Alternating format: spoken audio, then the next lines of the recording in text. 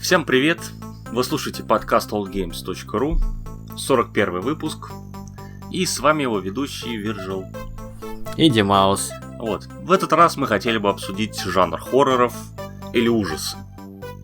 Вот, в том или ином формате хоррор был популярен на протяжении почти всей истории кино, да и литературы тоже, да и в театре. Стоит только вспомнить, например, Гран Гиньоль, французский театр ужасов, который был достаточно популярен в начале 20 века. Мне кажется, в конце 19-го тоже. Вот если мы вспомним кино с вами, то начиная с немых картин, хоррор был такие фильмы, как «Пражский студент», мне кажется, это про голема, «Кабинет доктора Каллигари», который вообще довольно-таки явлением был в кино 20-го года фильм. Потом «Носферату», тоже немецкий фильм. Был датский фильм «Вампир». Вот. Ну и дальше пошли всем знакомые Франкенштейн, Дракула и Вульфман, или Человек-оборотень в 30-х годов. Но они сделали ужасы востребованным в Голливуде жанр. Ну, разумеется, этот жанр, как все вокруг, меняется и развивается, и остается популярным и сегодня. Также был популярен и в момент появления компьютерных игр, когда они становились популярными. Но это один из таких жанров, которые, как наряду с юмором, всегда везде появляются, и нельзя без них обойтись. Ну, поскольку интерес есть, во всех произведениях искусства это все присутствует. Либо пугать, либо смешить. Ну, почему пугать обязательно? Там же драма обычно. Трагедия, ужасы, комедия, а не ужасы. Сложно сказать. Это да, это то, что ты говоришь, драма — это трагедия, а ужасы — это все-таки, это должно быть что-то пугающее. Кстати, насчет литературы, например, Александр Сергеевич Пушкин написал известное произведение «Пиковая дама», который тоже немного, мне кажется, пересекается с темой ужасов. Ну, вообще, я и говорю, много где можно найти. Да. Ну вот, если вспомнить литературу, мне кажется, одним из самых таких основных родоначальников это был Эдгар По. Ну, мне кажется, Франкенштейн был написан до этого, как и «Вампир». Нет, Франкенштейн это что, гораздо позже. Эдгар По жил в начале 19 века. Так Франкенштейн тоже в начале написан. Франкенштейн, мне кажется, в конце или в середине. Нет. В конце был написан Дракула. Там был еще роман «Вампир», который написал Полидори. Да, в 818. Ну хорошо. Ну вот когда-то тогда это стало очень особо популярно и интересно людям. От готики перешли к мистике. Угу. Вот, ну и что в играх, то есть когда игры только появлялись, были аркадные автоматы, появилась приставка Atari 2600, и вот и 8-битные компьютеры, и на них тоже было много адаптаций вот этих фильмов. Были игры по фильмам «Чужой», «Пятница 13», «Техасская резня бензопилой», «Хэллоуин» и многие другие. Да, но чаще всего эти ранние кинолицензии были аркадными играми, типа клонами Пэкмана какого-нибудь. Мне кажется, в аркаде сложно передать атмосферу. Ну, естественно, нельзя. Это были просто как, такие придачи к фильму, которые рассчитаны на то, что это купит. А что там делали, я думаю, тогда это особо никого не парил в большей части времени. Конечно, здесь вряд ли можно представить, что игра про фильм ужасом это какой-нибудь платформер, совершенно простой. Ну, конечно, там были не только аркады, да, там были и какие-то адвенчуры, иногда текстовые, и стратегии. Вот, но это нам, как не особо интересует, потому что там все-таки дух ужасов, он слабо передавался обычно. Ну, знаешь, кстати, на самом деле можно передать, как мне кажется, атмосферу ужасов в платформе на аркаде. Вот, например, была такая игра 88 года, называется Fright Night, тоже по фильму, насколько я понимаю. Вот, и там достаточно грамотно все передали, ну, в основном за счет визуальной, конечно, составляющей, несмотря на довольно ранний год. Хотя мы, конечно, будем больше разговаривать о других жанрах сегодня. Вот, ну, наверное, стоит начать с того, поинтересоваться, какая вообще игра была первой в этом жанре, то есть какая вот действительно затрагивала тему ужасов как такого атмосферного явления, как обычно это описывалось в литературе, как нечто таинственное, загадочное, пугающее. И здесь можно указать на текстовый квест The Count, или Граф, появившийся в 1979 году. Я думаю, что вы ни за что не угадаете, как называлась платформа, на которой он изначально появился. Это был компьютер XCD Sorcerer. Я думаю, что никто даже не знает такого компьютера.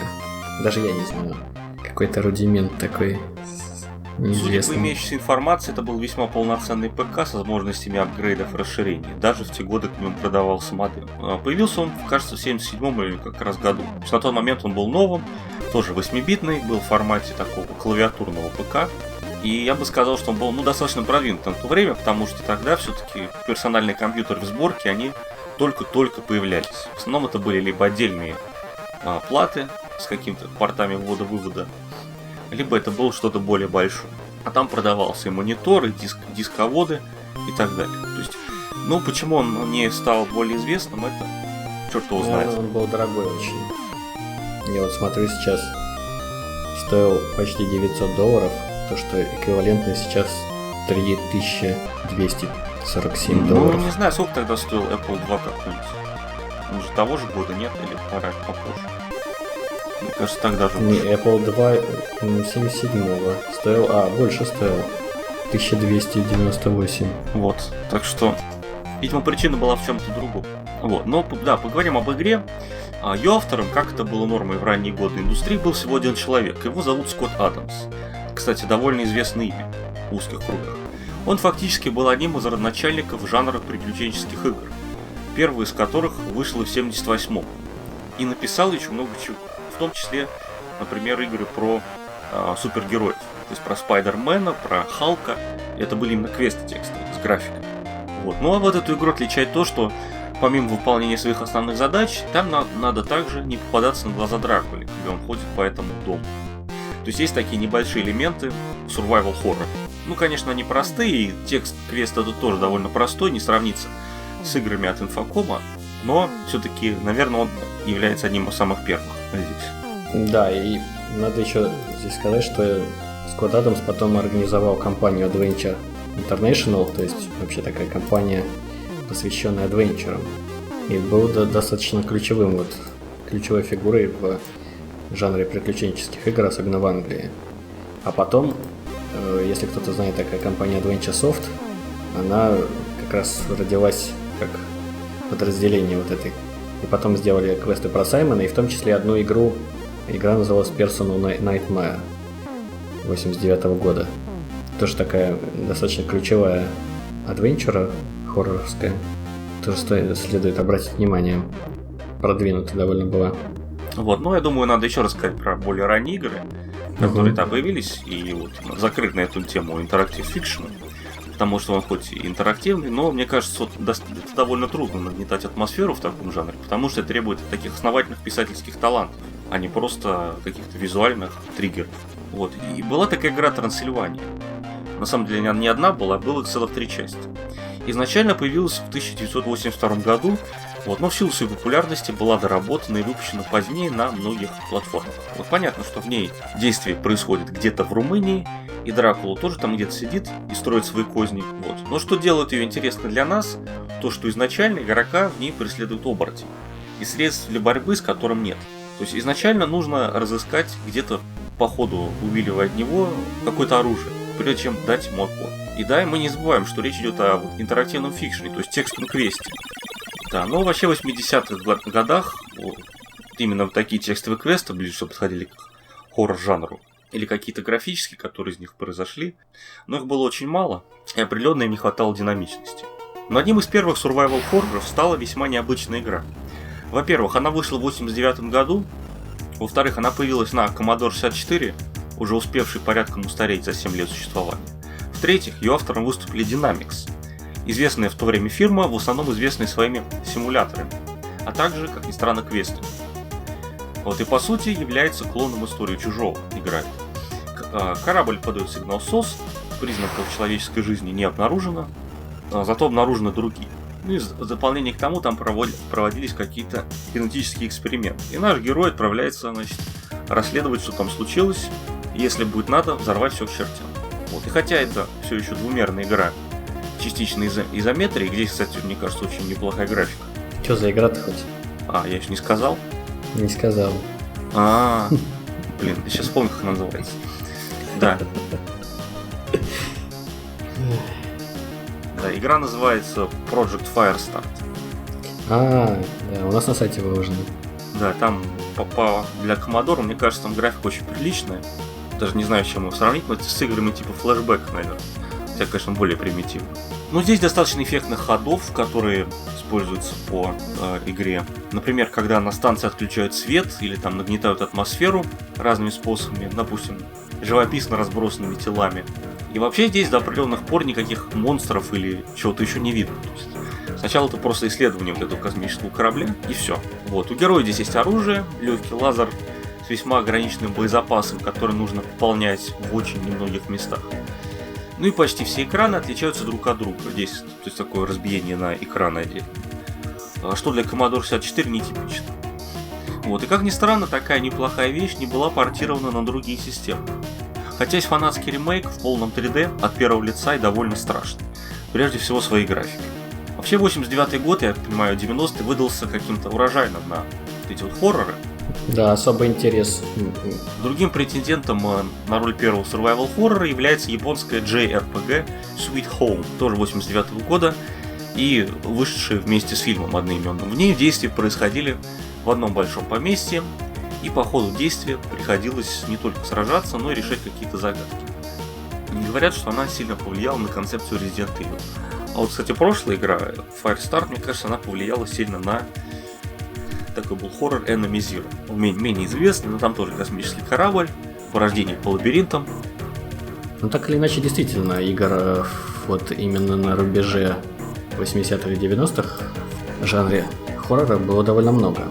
Это возможно, что это связано не только с каким-то особым интересом, а еще и с тем, что сами разработчики стали больше экспериментировать с сюжетными играми. Вместо аркад стали приключенческие, и, соответственно, вот, их стало все больше, и, соответственно, ну, и других стало больше тем. Кроме космических, были еще, например, игра такая It Came From The Desert, где речь идет о нашествии муравьев-мутантов на какой-то, значит, небольшой городок американский где-то в пустыне. Но это такая пародия на фильм 50-х годов, американский, опять же, про ужасы. Да, он явно, вот я так понимаю, что сама компания, вот CinemaV, специализировалась на играх, которые сами по себе созданы по схеме фильма. Причем она нелинейная, можно самому там менять какие-то ходы, появляются новые персонажи и так далее, но все в принципе сделано так кинематографично. Но они сами рекламировали, что они как бы интерактивные фильмы выпускают. Хотя при этом это, конечно, никакой не фильм, то есть там никакого full motion видео нету, все нарисовано, картинки, там даже анимации не особо много. И еще, чем они там примечательно, что там очень много разных, ну не то что поджанров, но перспективы обзора, то есть это может быть и сверху, и от первого лица, и как угодно. И какие-то вот мини-игры. Ну на самом деле для CinemaWare это типично, я думаю, те, кто играл в этот самый Defender of the Crown или Wings, другие игры довольно известные, которые тем более были переизданы. А вот It Came From Desert, он, насколько я знаю, не был переиздан позже. Вот. Там тоже были эти мини-игры, только они были в другом жанре, соответственно. Здесь все-таки надо заниматься отстрелом муравьев. Ну да, там умереть, причем сам главный герой не может, насколько я понял. Если его кто-нибудь там съедает муравей, то он попадает в больницу. Он его отрыгивает. Он может, в конце концов, полностью проиграть. Я не знаю, вроде как все темнеет, а он, видимо, как-то убежал. Или они его все-таки не съели, а потом его кто-то нашел. Не знаю, что он вылез с другого конца, что ли? Проковырял там вилкой себе путь наружу. Не, ну я так понимаю, что они не едят, на самом деле. Может быть. Там да, но тоже, тем не менее, вот такая игра этого же самого года. Мне кажется, 90-го. 90-го, да. Да, ну и в самом начале 90-х вышла игра, которая во многом предопределила развитие жанра до наших дней. Это Alone in the Dark от Infogrames, 92 год. В ней частный детектив Эдвард Карнби приезжает вести расследование в старинный особняк. И оказывается, что выбраться из него не так-то просто. Лавкрафтианские существа всячески препятствуют и пытаются покуситься на его жизнь. Игра не делала ставку на экшен, хотя на самом деле там был экшен и стрельба, а на исследование решения каких-то загадок. Даже в самой первой сцене, когда герой не может войти в этот самый особняк и лезет, мне кажется, через крышу. Он попадает, да, на чердак. Нет, мне кажется, что он входит через дверь, там в ролике показывается, поднимается наверх, и там уже на него начинают всякие там Да. ужасы. Чтобы подать. спастись от там неминуемой гибели, надо тоже творчески подойти к вопросу. То есть задвинуть сначала открытое окно шкафом, потом еще что-то сделать. Опять же, такие элементы, которые рассчитаны больше на спасение от каких-то ужасов, а не просто на расстрел всего и вся. Вообще, как мне кажется, эта игра Alone in the Dark считается вот первой среди экшен подтипов хоррор игр. Ну и помимо, естественно, вот этого концепта, там была другая новаторская вещь, это графика. То есть она, конечно, была весьма ограниченная, но персонажи и предметы в ней были полигональные и анимированные.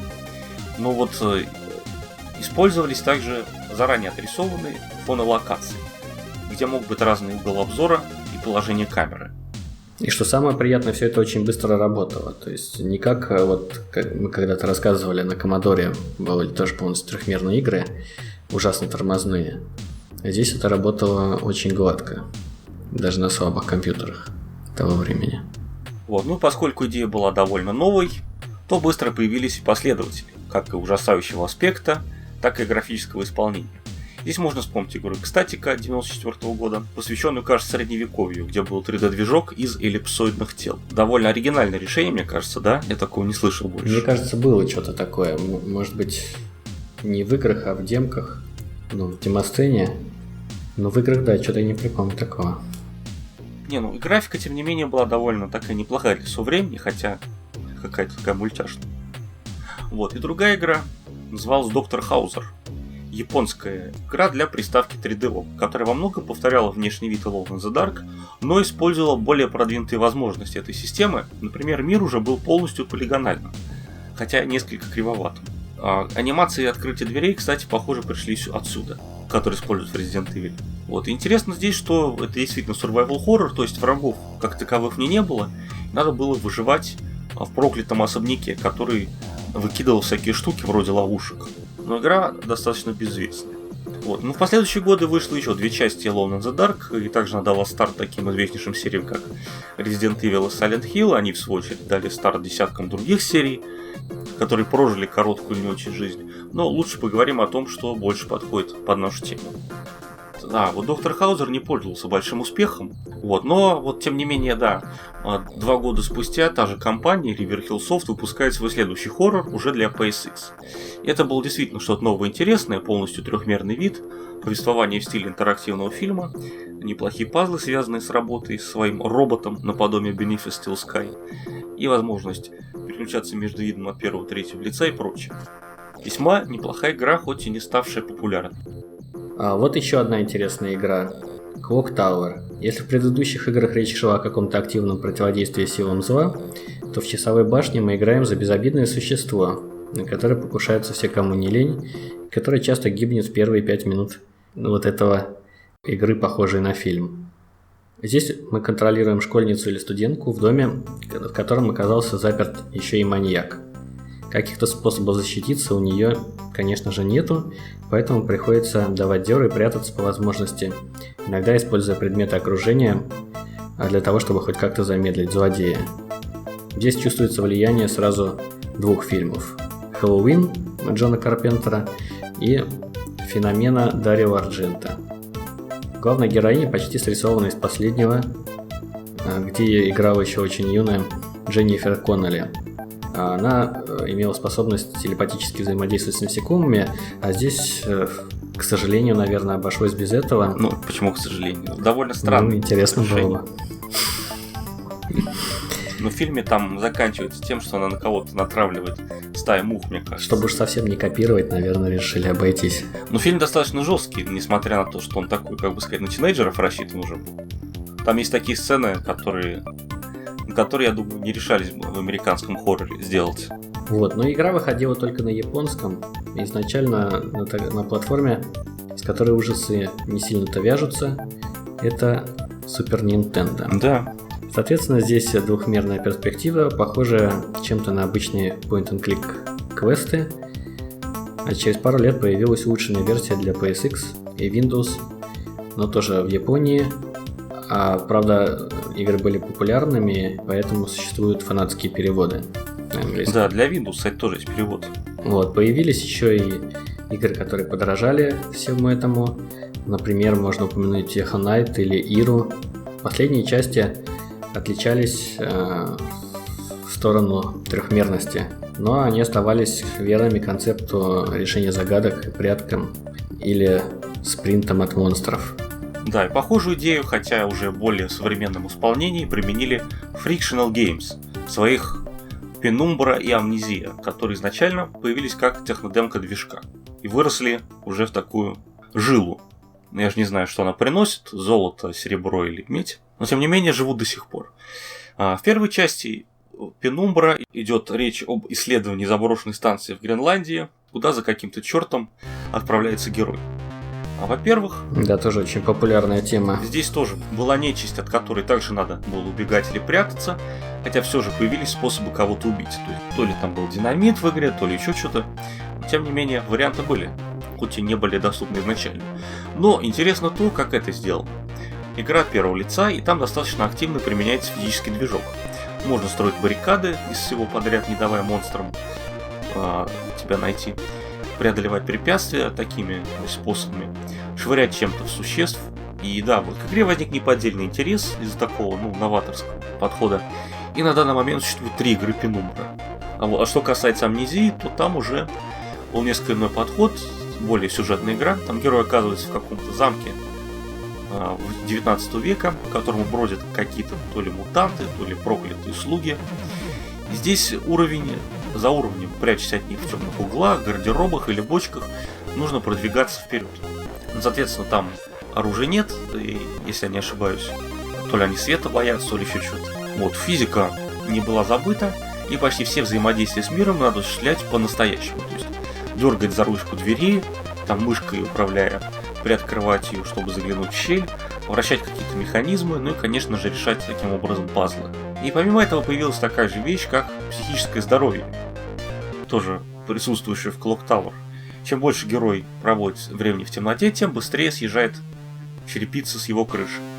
Есть довольно занятный момент, когда там в полузатопленном подвале по воде топает какой-то злобный невидимый дух. И чтобы не попасться к нему на глаза или что там у него, надо прыгать по бочкам, не наступая на воду. Довольно атмосферный уровень, удачный. Вот, этой игры есть сиквел. Также Frictional Games выпустили свою следующую игру Soma, уже посвященную исследованиям подводной станции. Кстати, насчет психического здоровья, это еще в Alone in the Dark было. Там тоже, если в каких-то случаях он увидит какой-нибудь особый ужас, то он так сходит с ума, забавно, и game over. Вот, ну, похожая тема мутнеющего рассудка была применена еще в одной игре, которую следует сегодня упомянуть. Это Call of Cthulhu Dark Corners of the Earth. Где-то с середины 2000-х, насколько я помню. Какой там год? 2006. 2006, да. Но это все-таки уже смесь из ужасов, стелса и экшена. Первую четверть примерно игры действительно приходится от всех удирать, а потом тоже эпизодично это надо делать, но появляются огнестрельные аргументы, позволяющие этого не делать. В целом же игра получилась неплохой и получилась, наверное, одной из немногих хороших при этом реализаций мира Лавкрафта. При этом она затрагивает сразу несколько жанров, что тоже приятно. Да, это, кстати, делали те же самые ребята, которые вот Adventure Soft. Кстати, ты знал? Этого я не знал. То есть они начинали с хорроров и закончили. Там какое-то другое у меня название, но на самом деле это Adventure Soft. Это Майк Вудров, по-моему. То есть эту игру достаточно долго делали, и там в загашнике у них было еще 2 игры в разработке по Лавкрафту. Но из-за того, что вот эта игра, она то ли как-то плохо продалась, то ли еще что-то, остальные игры были отменены, и по факту сегодняшнего дня каких-то других игр по этому замечательному сеттингу не было. Хотя вот недавно был анонсирован тоже что-то похожее. Но она вот эта компания, это называется она, я посмотрел, Headfist Production. У нее главные основатели это Майк и Саймон Вудров, которые делали вот игры про Саймонов и вот Adventure Soft и Horror Soft. И написано, что она была основана в 98 году, а закрылась в 2006. То есть они выпустили Call of Cthulhu. Сначала они выпустили Simon the Sorcerer 3D, потом Call of Cthulhu Dark Corners of the Earth, а потом закрылись, поэтому все остальное было отменено. Так что вот такая вот у них судьба. 2 года, я смотрю, они потратили без поддержки какого-то издателя, и зарплату было платить нечем. И в 2006 году, когда компания уже подходила к распуску, там оставались всего несколько человек, которые хотели закончить PC-версию игры. Благодаря им мы в нее поиграли, энтузиастам. Ну хоть доделали. Угу. Тема хоррора — это не только монстры и маньяки, но и другие волнующие аспекты нашего бытия. Например, природные техногенные катастрофы, о которых отснято и списано немало. Здесь тот же страх перед неизвестным, только в данном случае потому, что Земля сама уйдет из-под ног. И здесь внимание стоит обратить на Disaster Report, игру, которую считали в свое время спорной, потому что в американском сознании отпечатались события 11 сентября, и всякие там разрушения небоскребов и прочие катастрофы, они как-то воспринимались в штыки. Ну, они могли разрушаться просто от землетрясения. Все равно, даже вот фильмы некоторые, которые были посвящены терроризму или каким-то взрывам, они были перенесены на поздние даты. Я помню, был фильм со Шварценеггером, «Возмещение ущерба» это назывался. Его вообще нагло перенесли по этим самым причинам, потому что боялись, что люди не пойдут. Вот, но здесь в центре внимания репортер газеты, который отправляется в один крупный вымышленный мегаполис, построенный на огромном искусственном острове. Чем сейчас занимаются в Японии и в Персидском заливе. Небоскреб напоминает чем-то Нью-Йорк американский. И во время его пути на новое место работы происходит сильное землетрясение. Настолько сильное, что сотрясаются не основы мироздания, но основы этого самого острова.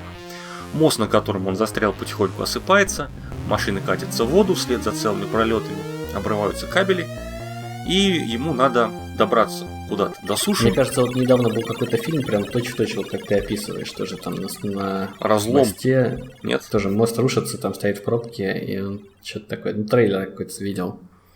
Ну, фильмов таких много, в принципе. Да. Фильмы катастрофы, я так помню. Да, но здесь, соответственно, надо успевать вовремя прыгнуть, зацепиться за что-то, или там решить какой-то пазл, или там спастись от каких-то обломков.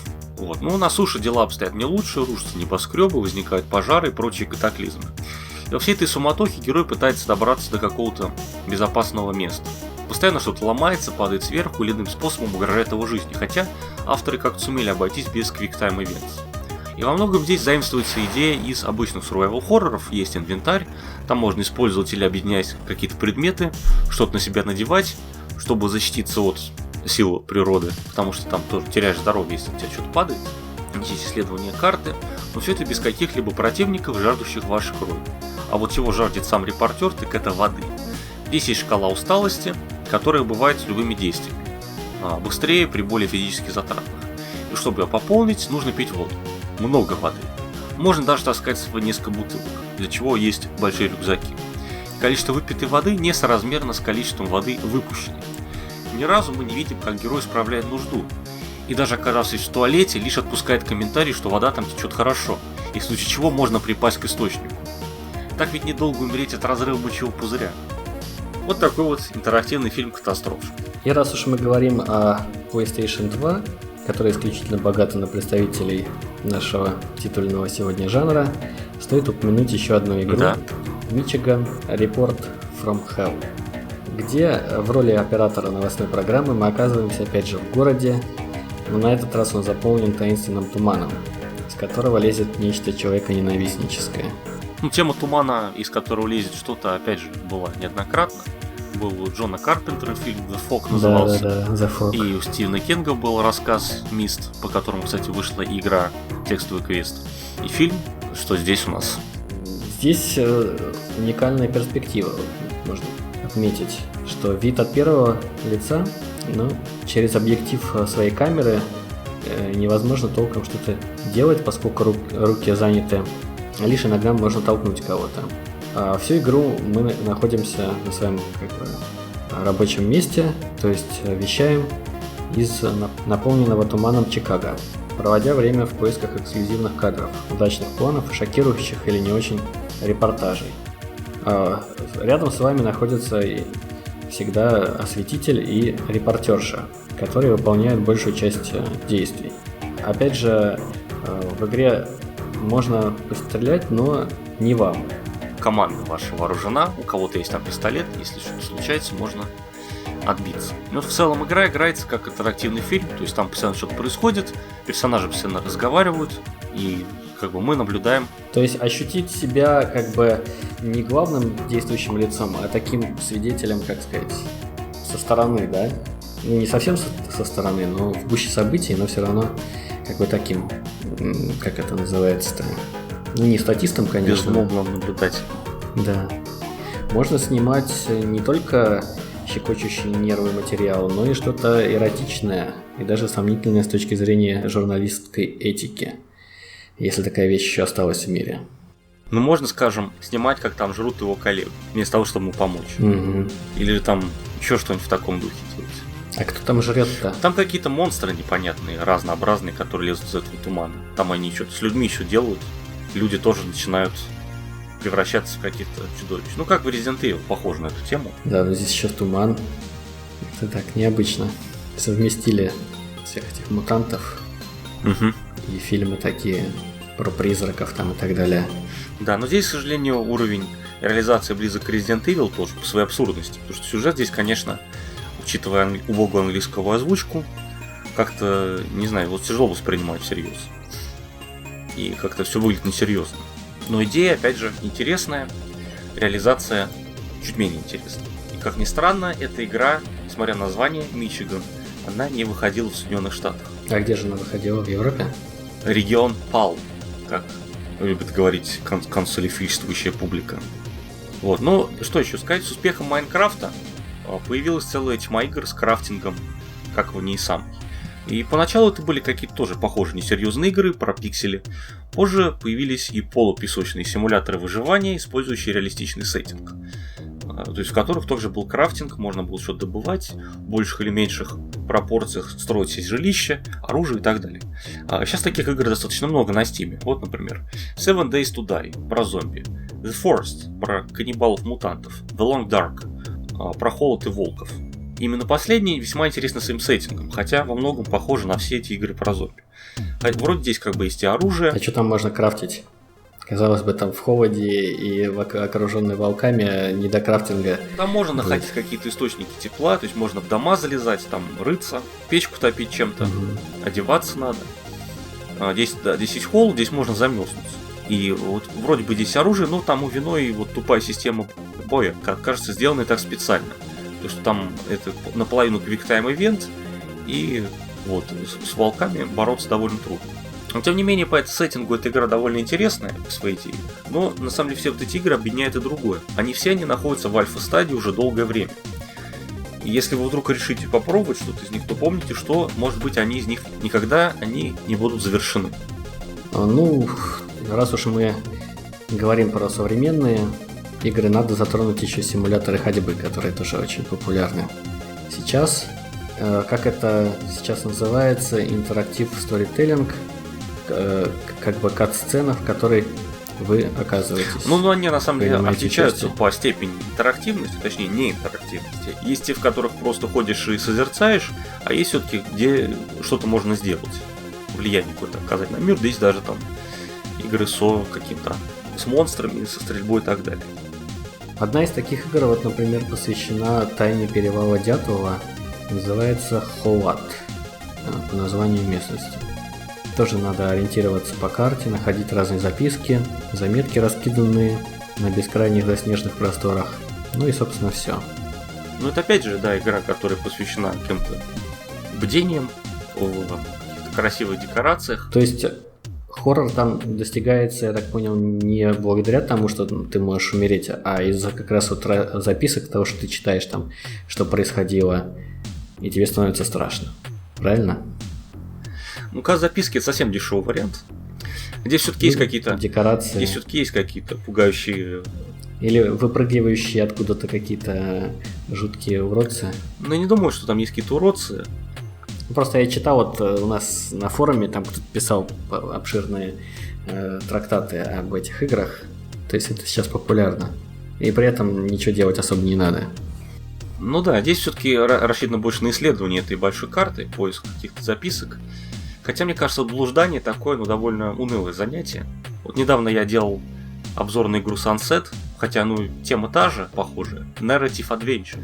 Но там все-таки игра более интерактивная, и там авторы что-то добились. А вот с этим Холотом, даже не знаю. Хотя пишут, что оценки в основном положительные, 76% на Steam положительных отзывов. Сами думаете, играть в это или нет. Сейчас уже как-то спал интерес, мне кажется. survival хоррору, тот, который был там в начале 2000-х. Ну, продолжают выходить. Продолжают выходить просто куча игр про зомби. Кажется, от них уже тошнить просто должно мозгами. Игра называется Alien Isolation. Думаю, все помнят фильм. И то, что изначально он начинается не как экшен, а как именно такой хоррор, да? Когда этот монстр вылезает откуда-то, люди начинают от него бегать, а не пытаться его задушить. Вот. И идеи использовали разные сторонние люди. Тут же Project Firestart, про который мы сказали в начале. Вот. Но здесь идею выживания на космическом корабле с одним монстром, которого надо перехитрить, сделали именно что по лицензии. Вот в фильме все достаточно напутно с датами, кто кого воскрешал или подобрал, или когда там что происходит. Но здесь мы играем уже за дочь некую Рипли, которая 15 лет после событий фильма пытается понять, во что же такое влипла ее мать. Корабль здесь уже. Слушай, я помню этот фильм, но совершенно вот как-то все, что там происходило, выпало у меня из памяти. Я помню, что у нее была дочь, и что ее куда-то отправили там что-то такое расследовать. Я думаю, она умерла уже к тому моменту. Да? Да, лучше сказать про игру. Вот здесь все-таки более современные фичи, есть крафтинг, апгрейды и тому подобное, и монстра здесь нельзя убить. У нас нет возможности, я не знаю, нет оружия, можно только его отпугнуть. Вот, но эта игра получила очень высокие рейтинги, как раз за свою атмосферу при противостоянии с противником, который тебя во всем превышает, и которого нельзя просто так избавиться. Так что рекомендуем хотя бы посмотреть видео из этой игры, понять, о чем там идет речь. Ну, наверное, нам стоит подвести к концу наш этот выпуск, потому что на самом деле здесь можно рассказывать еще. Я думаю, материала можно набрать на один выпуск. И здесь стоит заметить, что на самом деле даже вот если упоминать фильм Alien, ну и несколько частей, то даже по нему было довольно много игр сделано. Да. И причем даже неплохие. Как вот это, например. Вот. Но сегодня мы, наверное, не успеваем просто все это рассказать. Может быть, еще вернемся к этой теме. Ну, постарались упомянуть о каких-то играх, которые стоит, наверное, посмотреть, и которые не очень на слуху. Да, ну главное то, что это действительно что-то, что пытается воссоздать такую хоррор-атмосферу, когда есть чего бояться или по поводу чего переживать. Вот. Ознакомьтесь, если вас что-то заинтересовало. Ну, естественно, если вы знаете какие-то игры, которые похожи по тематике, которых мы не упомянули, вы считаете их интересными, пишите в комментариях, мы будем читать. Ну, это был 41 выпуск подкаста allgames.ru, и с вами были Виржил и Димаус. Пока! До новых встреч!